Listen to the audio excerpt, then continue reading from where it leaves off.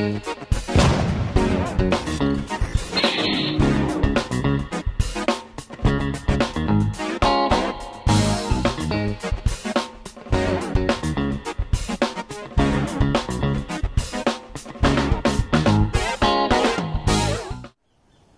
day everyone, and welcome to Nat's Knackers Yard. I'll be Nat and this will be my Knackers Yard. Looks like we could be squeezing the last of the sunshine out of the summer, so I thought I'd make the most out of it. Get some paint going. Right, so a little bit of a catch up on where are we. I'll show you the panels in a bit. I basically spent the evening patching them together more than anything else. Not that there was anything greatly wrong with them, but it was more sorting out the tags than anything else. I say sorting out, having a go at sorting out the tags. I have drained the tank overnight in preparation. My top tip, any sort of plastic ball you got, it's more to stop any moisture going in than anything else. But yeah, so just so I went to bed, I chucked that on, make sure nothing fell in. I had a quick go at this. Now I do have a dent puller. It's only a little cheapy one. It's not a little eBay classic. There we go. Did have a quick go. Not a chance. Absolutely not a chance. That is thick metal. I've tried warming it. I've tried tappity tap tap with a rubber mallet around the side, like you've seen in various YouTube videos. I've not got a hope of getting that out, so I'm going to have to fill it, which is fine. All it's done though is means that is going to be a long process, I think. So yeah, that's not today. That's probably a couple of evenings throughout the week, and then a good binge next weekend. Because what I'm going to need to do is key it off. I'm not going to strip it down to the bare metal. I don't think it needs it. Yeah, so I'm going to rub it down a bit, get a bit of a rougher surface, and then fill that. Now, lesson learnt from previous processes, what I'm going to do is avoid the urge of just banging a shed load on and hoping, because that's thick. So I'm going to have to do a little bit, let it cure for a day or two, a little bit, let it cure. So what I want to do is spend the week building that up to a decent level. Now, by a decent level, a bit of scrap wood, you know, even going for a flat surface, that's quite a big hole to fill. Yeah, so if I try to do that in a one-er, it's just going to create a big shell on it, and I danger when I'm rubbing it down of the whole thing just falling off. So I need to key in that surface a bit so it's got something to grip to, which is why I don't want to go, well, part of the reason I don't want to go down to bare metal. And then just give that a few levels, a few layers throughout the week, just to build it up to allow me to get to a decent point next week. Right, so what other stuff I need to do? Oh, bugger, I forgot to order a 30mm socket. I'll have to do that this evening. Don't forget that, your fault. And then I can do that that top tree and sort out bits and pieces on here. It's nice and secure, but that plastic needs refitting. There's a scrape on the edge of the bowl there that I need to do something with. Probably just go black complete up there. Yeah, so I have an idea of what I'm doing, but what I am going to try and do today is get the two side panels on their way to being black, the rear section on their way to being yellow, and the front mudguard on its way to being yellow as well. Ideally to get the yellow on, leave them to cure for a few days before I start arsing around with pinstriping. Right, let's get set up. I'm not going to do it in the garage, I'm going to do it in the garden. So there we go, that's me set up in the garden. Let's have a look at these pieces that I want to get done today. So I've got the front mudguard, which is fine, hasn't needed any work. It's got a tiny chip in there, but frankly I'm not going to bother, it's behind the wheel anyway. Two bits I wanted to show. One was the rear panel in one piece, which is nice. Don't have to worry about edges too much. The only bit I had to mess around with, I'll focus, catch up, is the tabs. One was shorn completely, it was still attached to the bike, so that is some good old-fashioned JB.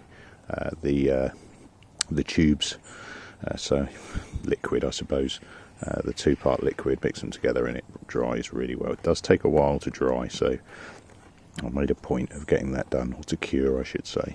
I made a point of getting that done early yesterday evening, so that's had a good evening done.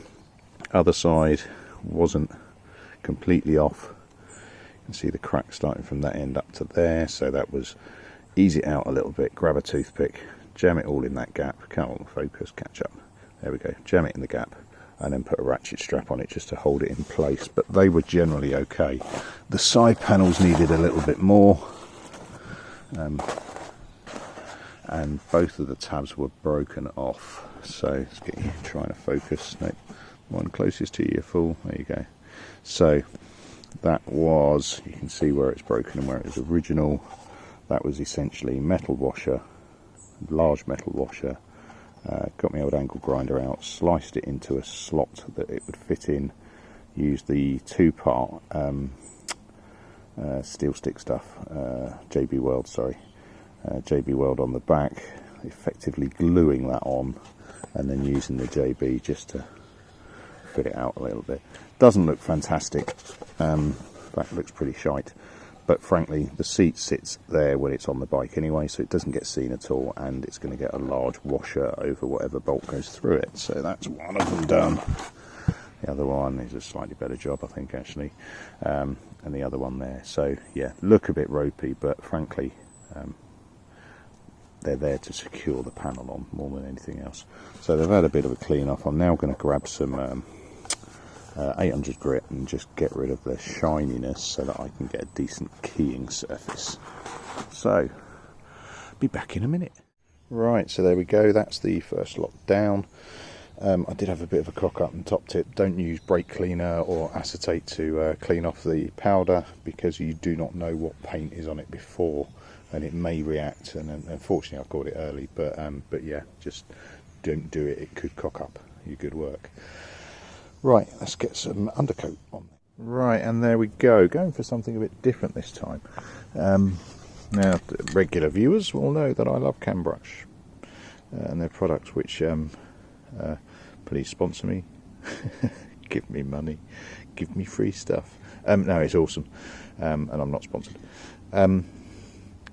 Yeah, I ordered all the colour for this bike, but I didn't order any primer. Intentionally, because I was just going to nip up Halfords.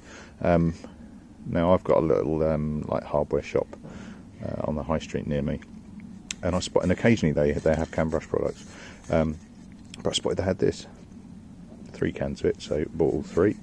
I think £5 a pop, which is pretty good. You can get them for about £4 online, but then postage and waiting and all of that sort of stuff. So I thought I'd give it a go. It goes on really well. It's really thick. Well impressed, but to the point where I don't think I'm really going to even bother rubbing it down.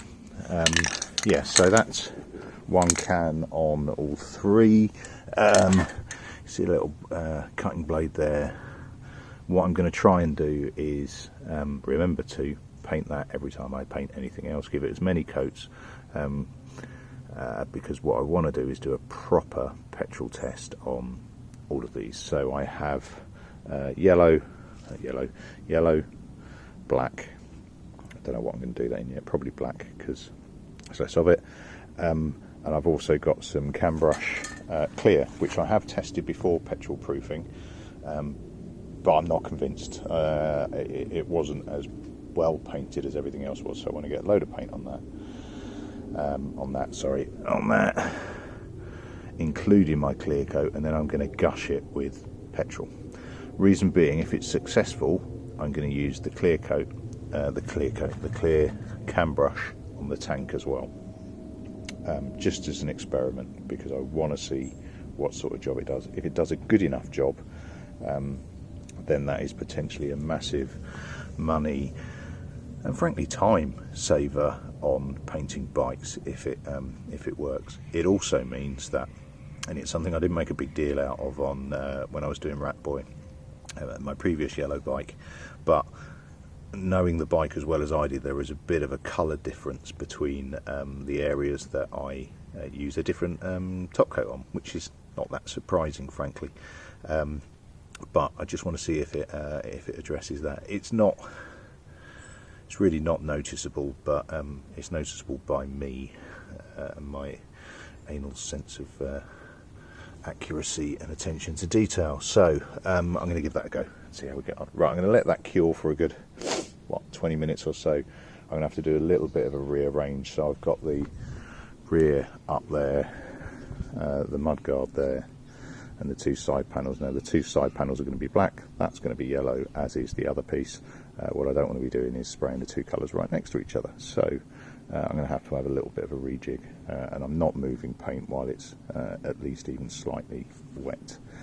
Now as far as setting up for painting is concerned, you see that I've elevated all the bits there. That's to try and make sure I get underneath them a little bit.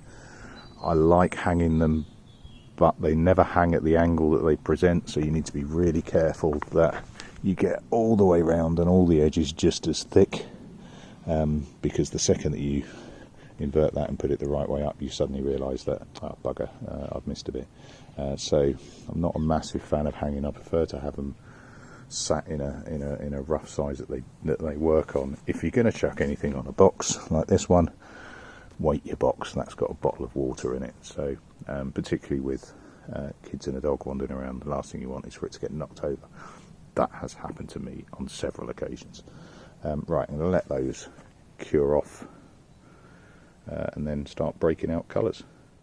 Right, so there we go, coat one on. Obviously the yellow is going to take more because it's a lighter colour over a darker undercoat, but we'll see how that works out. It might take the edge off that yellow a little bit, which would be nice. Black obviously goes on nice and simple. We're getting there. Black is done. There's a slight annoyance in my voice you're picking up. You'll see why in a second. Black is looking brilliant actually. Now, two things. One, painting outside. I don't have any choice. I could do it in a shed, I suppose. But that's doing fine. However, yellow attracts bugs. Dump. Believe me, it really attracts bugs. Bastards. Absolute bastards. So I'm going to call a halt on the mudguard, let that dry down, rub it off and give it another go. Rub it off, rub it down, get rid of all of those bug strikes. And unfortunately the urge to pull them off when they're wet means you end up kicking your paint even more. Ah, little fuckers. Yeah, I'd forgotten about yellow and bugs. If you don't believe me, wear a yellow shirt in the sunshine, see what happens. Yeah, frustrating, but carry on doing what you can do. So it seems to be a ground level thing within my garden anyway. So I'm going to carry on with the back, which is pretty much there. A few bugs, but frankly I'm going to pinstripe that, aren't I? So that's not really too much of a drama. And again, I'm not striving for perfection, I'm striving for good. Right, that'll do me. I think I'll carry on going. Right, feckin' aphid is chasing me, so I moved in here. Got another aphid strike, little bugger. Right. So while that is curing, I'm just giving that a rub down, a rough rub down, because I want a keying surface rather than I want something flat and beautiful. So I'm just going to put my first bit of filler in there, if I can find it. I don't remember where I put it. Like I say, I'm not going to try and do that in a one-er. And I am actually going to, it suits me actually, after my previous filling attempts, I'm not going to go for a flat surface on there because I want it to dry, cure over a few days, then do another layer, and just build it up. So I need a slightly rough surface just to key each one so that the layers stick to each other. Give that a go. Right, and there we go. I will happily admit, I won't do it happily, but I will admit I'm shit at filling. I really am. So I've deliberately gone for a bit of a rough approach there, and it looks about the same as when I go for a smooth, frankly. But I mean, if you look at, that's going to take a lot. That's going to take a good few number of layers on there. So yeah, I'm just going to, in fact, what I might do, because that is an underlayer.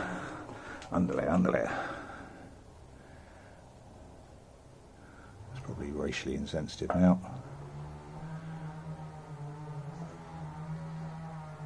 Right, I will just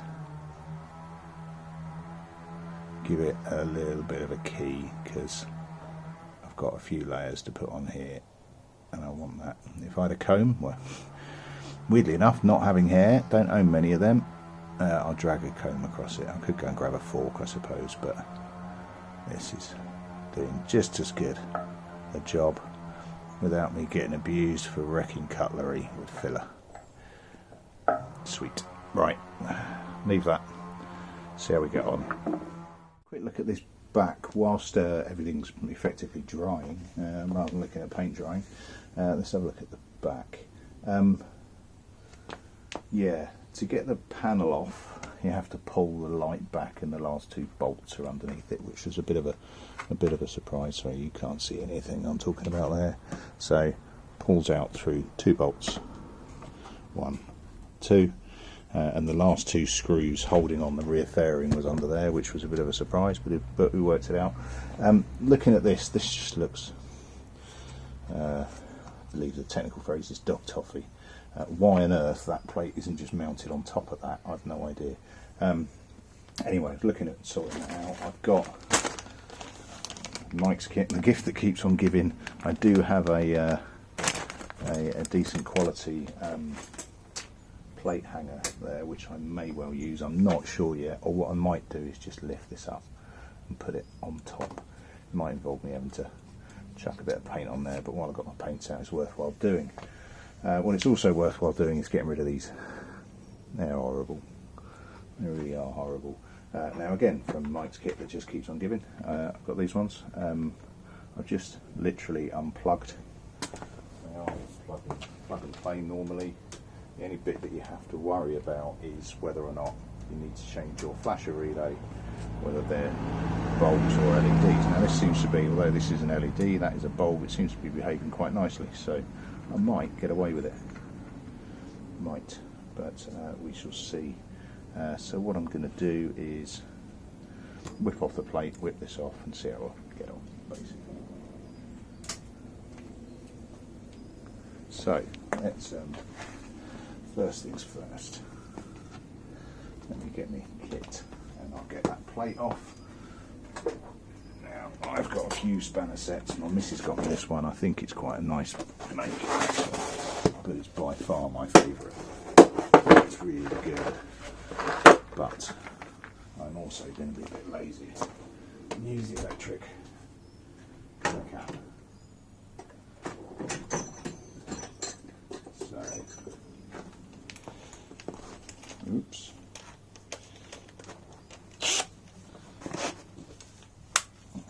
Just get this plate off. I wish I was better at estimating spanner sizes. Never get it right first time.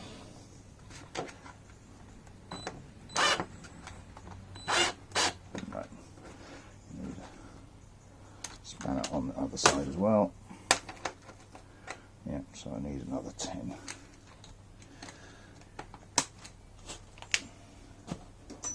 And now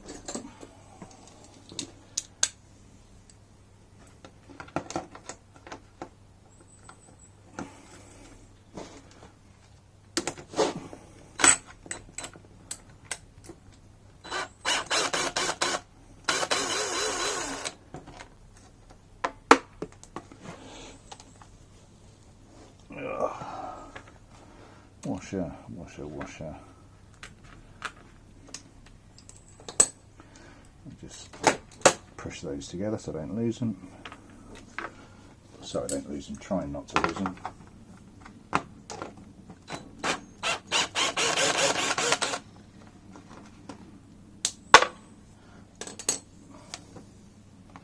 Right, 1 times plate.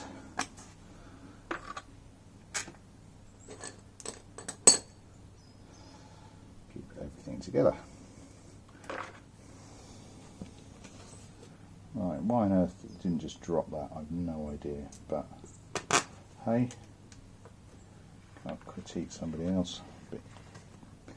Bit bobbing, probably needs a clean. Let's see if how's this stuck on. Is that a 10 as well? Yes, fortunately it is. Excuse my head.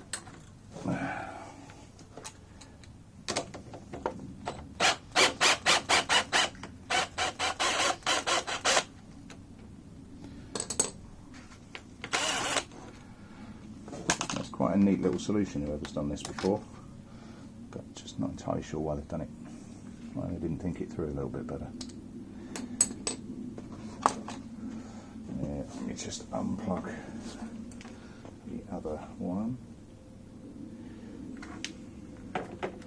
Let's get into an orange and a shared earth. Done. Whip those cables through. I will keep the indicators, I'm sure they'll be of use at some stage or another. And I'll never throw anything away.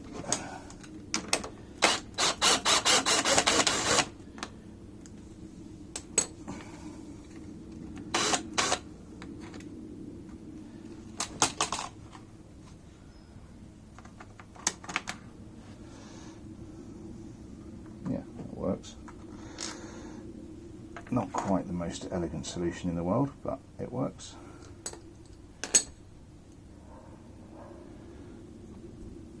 Now what I may well do is just re-drill the holes. In fact, that's what I am going to do. I'm not going to use Mike's great bit of kit just yet, because I don't need to. But what I probably get away without even painting that, actually. No, you can see the silver around it. I'm going to chuck some, while I've got paint out, I'll chuck some black on that as well and get that done. Right, first things first, I need to track down the other one of those indicators, make sure they both work. Right, and there we go, a fair bit later after the fresh paint had dried and a bit of time out with the missus and the kids. Why they couldn't have done that first time around, I've no idea. That looks so much better than it did with these. For one, those horrible things, but for two, just all of that crap hidden away. It's the little things. Let's just do a test. Power on, left indicator, yep, and right. Yep, awesomeness. Right, might have a quick look, see if that paint's getting on okay. Right, so that's some of the painted panels placed on. Side panels at black look fab, I think. Kind of making me wish that I'd just toned down my expectations and gone for black everywhere, but the yellow looks awesome. Looks a lot better on film than it does in person. It still needs a good couple of coats, so my edges are really thin. You can probably just make out there. It's still a little bit, well, it's still not cured, but it's dry, if you follow my drift. But the effect is good. Just cut the tank off. There you go. The effect is really good, actually. Like it a lot. Front mudguards being a bitch. I don't know what it is with me and mudguards, but yeah, doing a bit of an aphid recovery, not aphid, is it? Flying beasties, whatever the hell they are, is turning into a bit of a shag. But so be it. Right, that'll do me for the day. You're not going to miss anything. All I'm going to do is take that off and give it another, I don't know, good 2 or 3 coats. There's a number of flying beasties around. It's starting to really piss me off, and hope it doesn't get too infested with the little shist. Yeah. Aside from that, I think we're getting there. Loving the way that looks at the back. Might need to do a little bit of cable tidying, just so they're not hanging out. But that looks so much smarter. And what I'm also going to do, that's nice and dry now, is do another same again, same amount-ish, and just lay that on top. Yeah, just get that built up more than anything else. And get it ready for probably next weekend when I have at the tank a little bit more. But until then, bit of progress. It's getting there. I'm really looking forward to seeing how this one works in the end, actually, because that looks pretty sweet, I think. Right, that'll do me for now. Cheers all. Thanks for watching. Thanks for subscribing. Hope you're enjoying the show on this really loud bad boy. I don't have a name. I do not like not having names for bikes. Any suggestions? yeah, any suggestions for a name? It's weird for me not to have named a bike at this stage. In fact, it's weird, it's incredibly unusual actually. Don't take it as an indicator I haven't become attached to it. I certainly have. I just don't know what to call it. Yeah, give me some comments, give me some suggestions. What do I call the CB400 Super Four? Cheers all, catch you later. Ta-da.